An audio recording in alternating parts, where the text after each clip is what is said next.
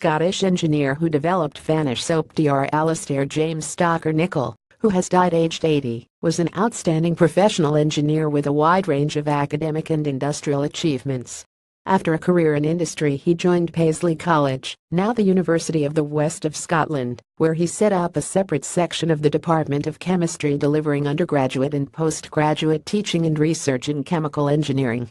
It then became the Department of Chemistry and Chemical Engineering. Dr. Nicoll also undertook consultancy work in fields as varied as offshore oil, whiskey distilling and waste disposal. Jointly with his colleague Stuart Harvey and working with a small company in Skelmorley, he was responsible for the development of Vanish soap, now an international product. He fed back the experiences he gained from this work into his teaching, sustaining a high quality of student learning. Such was his passion for teaching that in the 1970s he also joined the Open University as a part-time tutor. His work for the Open University was recognized with a 25-year service award. After Redderall in 1999, he continued his academic career until 2006, teaching part-time at Heriot-Watt University. While at Paisley, he also undertook overseas assignments, helping in a program to develop the higher education system in Malaysia in the 1980s. He loved everything about Malaysia, the people, the food and the climate. The hotel staff asked him why he did not turn his air conditioning on in the 1990s. He worked on an EU-funded technology transfer project involving several exchange trips to Yaroslavl Polytechnic Institute in the newly created Russian Federation. For this work at Yaroslavl, he was awarded an honorary doctorate by the institute. While working at Paisley, he had already gained a PhD from Strathclyde University. Alistair Nicoll was born in Glasgow and lived in Ibrox, but was evacuated to Moffat in 1939. On return to Glasgow, he attended the high school, and then joined Glasgow University, where he studied chemical engineering, graduating with an honours BSc. As most of his studies took place at the then Royal College of Science and Technology, he also gained an associateship of the RCST. When the college became the University of Strathclyde, he was one of the very few remaining people who could also claim to be an ARCST, something he retained to the end of his days. While at Glasgow, he met Eileen, who later became his wife of 56 years. He also joined the Territorial Army.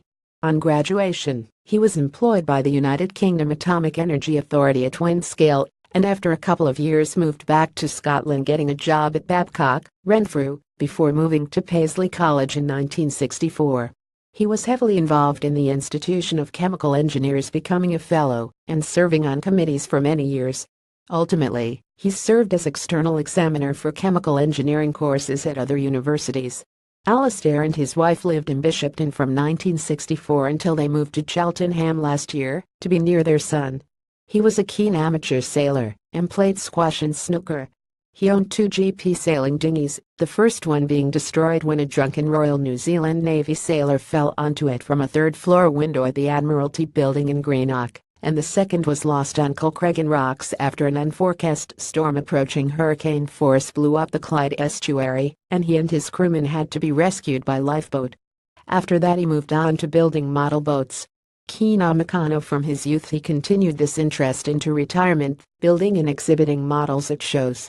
He edited the Meccano Society of Scotland magazine and was a strong supporter of its activities.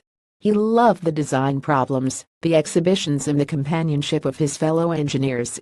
He was also a popular active volunteer guide at the Glasgow Transport Museum at its Kelvin Hall location, and later at the Riverside Museum. In Bishopton, he joined the Church of Scotland Erskine Parish Church, which in 1999 became Bishopton Parish Church. He became very active, serving for many years as an elder. He was clerk to the Congregational Board from 2001 until 2012, and served on a number of committees, including the nomination committee that identified a new minister, the Rev. Yvonne Smith, just before he left Bishopton aged 79. After moving to Cheltenham, he found the same welcoming and caring spirit as at Bishopton Parish Church and St. Mark's Methodist Church. Sadly, Alistair Nicoll was diagnosed with terminal cancer in May of this year. As he had when he was in his prime, he never complained, bearing adversity with quite remarkable stoicism, and always thinking more of others than himself, and facing death as a true Christian. Throughout his life, his faith remained steadfast through all the joys and sorrows. He is survived by his wife Eileen and his son Andrew. John Wiley,